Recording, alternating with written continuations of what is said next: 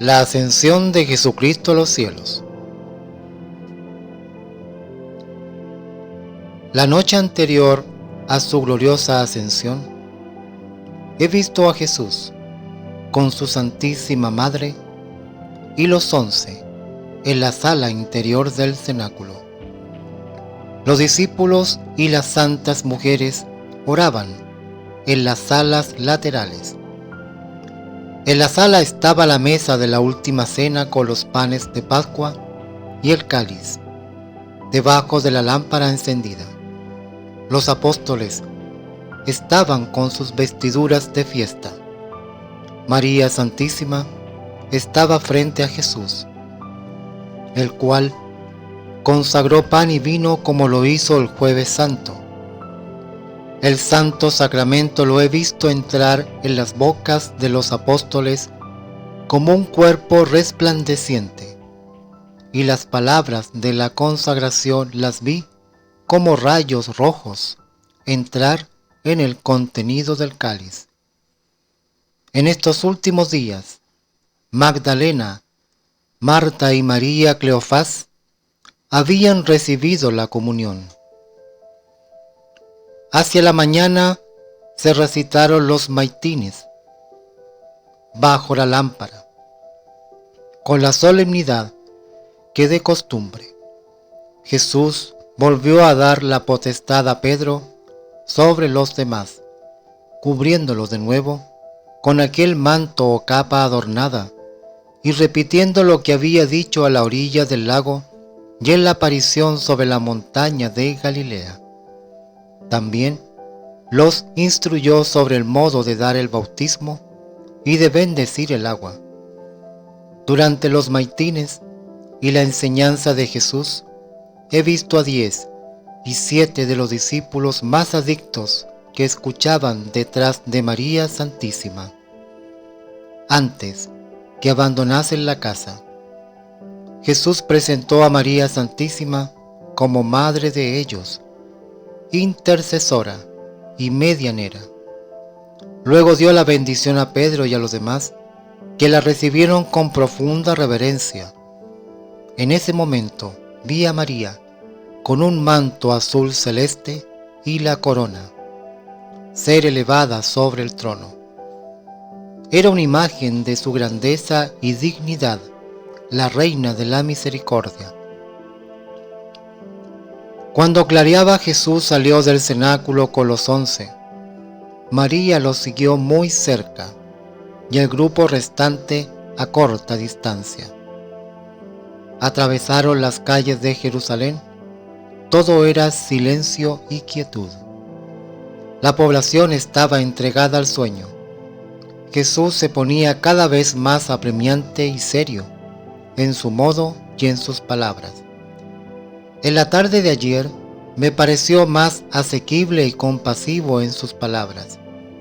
Yo conocía bien el camino que harían, el mismo del Domingo de Ramos, y sentía que Jesús tomaba esos senderos para grabar mejor en las memorias sus exhortaciones y sus instrucciones, señalando dónde se habían cumplido las profecías y sus palabras. En cada lugar donde había tenido lugar una escena de su pasión, se detenía un momento y les mostraba el cumplimiento de las palabras proféticas y las palabras de promesas, explicando el significado de cada lugar. En los lugares donde los judíos habían puesto obstáculos al paso, con fosos cavados, piedras y otros impedimentos, mandó Jesús a sus discípulos que le presidiesen y quitasen esos impedimentos, cosa que ellos hicieron con presteza. Luego dejaron pasar a Jesús, se inclinaron en su presencia y ocuparon el lugar anterior detrás de los apóstoles, delante de la puerta que llevaba al monte Calvario. Se desvió del camino hacia un lugar ameno de árboles, que era de oración, como había varios en Jerusalén. Aquí se sentó Jesús en medio de ellos y los instruyó. consolándolos de su próxima partida. Mientras tanto, se hizo día y los apóstoles recobraron ánimo, pareciéndoles que no los dejaría tan pronto. Vinieron entre tanto nuevos discípulos, todos hombres, no había mujeres entre los nuevos. Jesús retomó el camino del Calvario, pero no llegó hasta él, sino que rodeando la ciudad, se dirigió al huerto de los olivos. También en ese camino había obstáculos puestos por la malicia de los judíos. Los discípulos removieron esos impedimentos. Los instrumentos para el trabajo los encontraban en los huertos y jardines que allí abundan. Recuerdo las palas redondeadas que me recordaban nuestras palas de panaderos. En el huerto de los olivos se detuvo Jesús con los suyos en un lugar ameno y fresco, cubierto de hermosa hierba. Me maravillo de que aquí no hayan hecho desperfectos.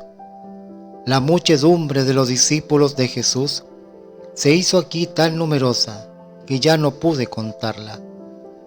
Jesús habló largamente, de tal manera que parecía dar punto final a sus palabras.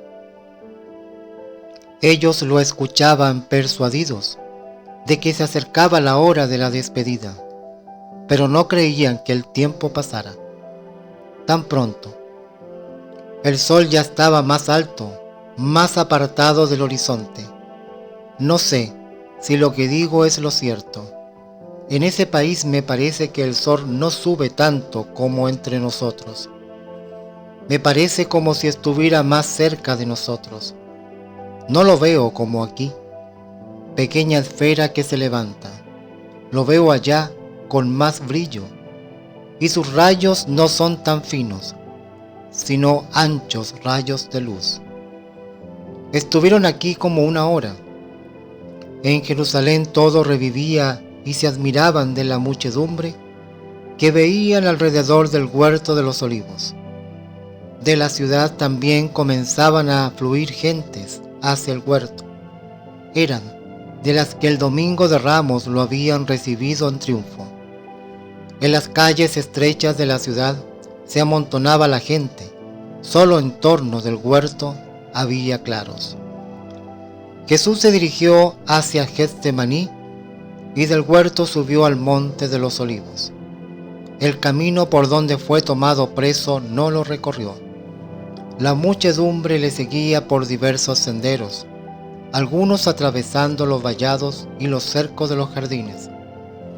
Jesús aparecía cada vez más resplandeciente.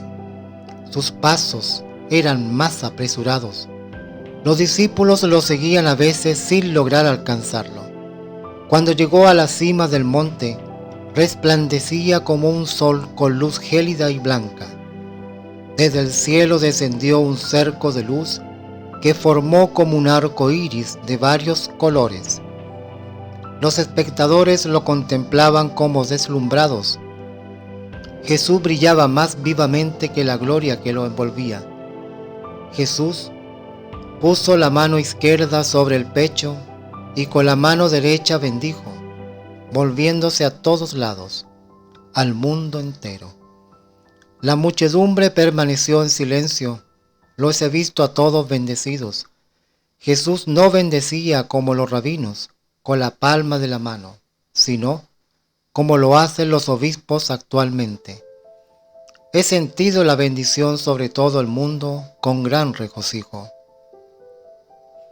Desde ese momento la luz que descendía del cielo se unió con el resplandor de Jesús y he visto el brillo de su cabeza como fundirse en una luz con la del cielo y desaparecer en lo alto de los cielos. Parecía como si un sol entrara en otro sol, una llama en otra llama, un rayo flotara en una llama, como si se mirase el sol en pleno día, pero la luz era más brillante y más blanca. El día parecía nublado al lado de esa luz sobrenatural.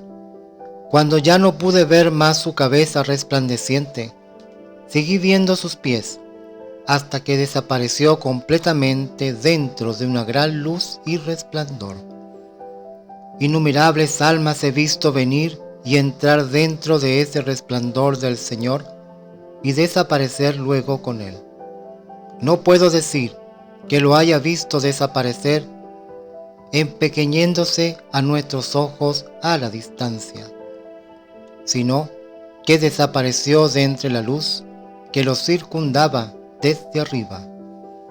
Desde esa nube luminosa descendió un rocío de luz sobre todos los presentes. Cuando ya no pudieron ver más ese resplandor, les sobrecogió a todos un gran temor y una gran admiración. Los apóstoles y discípulos que estaban más cerca de él, no pudiendo ya soportar tanta luz, quedaron como cegados y miraban hacia abajo, y muchos se echaron de cara a tierra. María Santísima estaba detrás junto a ellos y miraba tranquila hacia arriba. Después de unos momentos, y cuando la luz había disminuido algo, miraron todos en gran silencio y con diversos sentimientos hacia la nube luminosa que siguiéndose viendo largo tiempo. Yo he visto dentro de esa nube dos figuras resplandecientes, al principio pequeñas, luego agrandándose, descender hacia la muchedumbre con blancas y largas vestiduras y báculos en la mano, al modo de los profetas. Hablaron a los presentes, su voz era como de trompeta, y creo que deben haber oído en Jerusalén. No se movían, estaban rectos, inmóviles, y dijeron: varones de Galilea, ¿qué estáis aquí mirando hacia el cielo? Este Jesús, que fue arrebatado de vosotros a los cielos, vendrá, como lo habéis visto subir a los cielos. Lo demás es del texto de las actas. Después de estas palabras, desaparecieron los ángeles, pero el resplandor continuó por algún tiempo hasta que se disipó, como se oscurece el día con la noche. Ahora están los apóstoles como fuera de sí. Ahora comprenden lo que les aconteció. Jesús se había apartado de ellos para subir a su Padre Celestial. Entonces muchos se echaron a tierra, llenos de dolor y confusión. Cuando el resplandor se desvaneció, los demás se agruparon en torno de ellos. Se formaron varios grupos. Las santas mujeres también se acercaron. Deliberaron allí, conferenciaron, a veces miraron a lo alto de los cielos. Después se dirigieron los apóstoles al cenáculo y las santas mujeres los siguieron. Unos lloraban como niños, otros estaban muy conmovidos. María Santísima, Pedro y Juan estaban tranquilos y se mostraban más consolados. Pero he visto también entre la muchedumbre a algunos que no mostraban conmoción. Estaban dudosos, incrédulos, y se alejaron de allí. En la cima del monte había una piedra. Jesús había estado sobre ella, desde allí habló y bendijo, antes que el resplandor lo envolviese. La marca de sus sagrados pies quedó impresa en esa piedra, y sobre otra se veía la huella de una mano de María. Había pasado el mediodía cuando los presentes se desparramaron y se alejaron. Cuando los apóstoles y los discípulos se encontraron solos, se sintieron como desamparados y se inquietaron. Se colocaron, empero, entre la presencia tranquila y suave de la Virgen María. Comprendieron que era, según las palabras de Jesús, su consoladora, su madre y su intercesora, y recobraron la paz y la confianza. En Jerusalén he visto entre los judíos un sentimiento de temor y de espanto. He visto cerrarse varias puertas y ventanas, y en otros puntos reunirse los judíos. En los días anteriores experimentaban cierta inquietud y temor.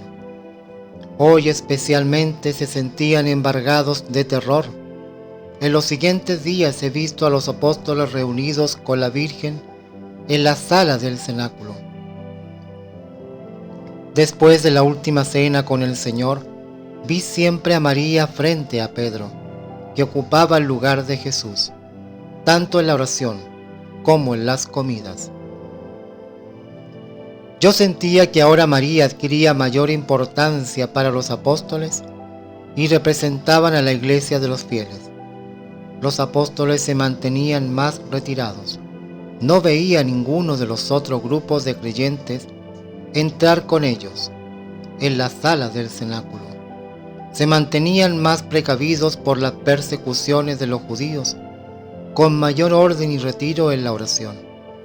Los discípulos, en cambio, se reúnen en las salas abiertas del cenáculo, van y vienen, entran y salen más libremente. Muchos de ellos visitan de noche los caminos por donde anduvo Jesús durante su apostolado y su pasión. Para la lección del apóstol Matías, he visto a Pedro en el cenáculo revestido con su capa, en medio del coro de los discípulos que estaban de pie en las salas laterales abiertas. Pedro propuso a José, Barsabás y a Matías, que estaban entre los más adictos discípulos de Jesús. Entre los reunidos, habían varios que deseaban ser elegidos en lugar del traidor Judas. Estos dos, en cambio, no habían pensado en ello ni tenían deseo de ser elegidos. Al día siguiente, echaron la suerte, mientras ellos estaban ausentes. Cuando la suerte cayó sobre Matías, fue uno a la sala de los discípulos reunidos a buscar al nuevo apóstol.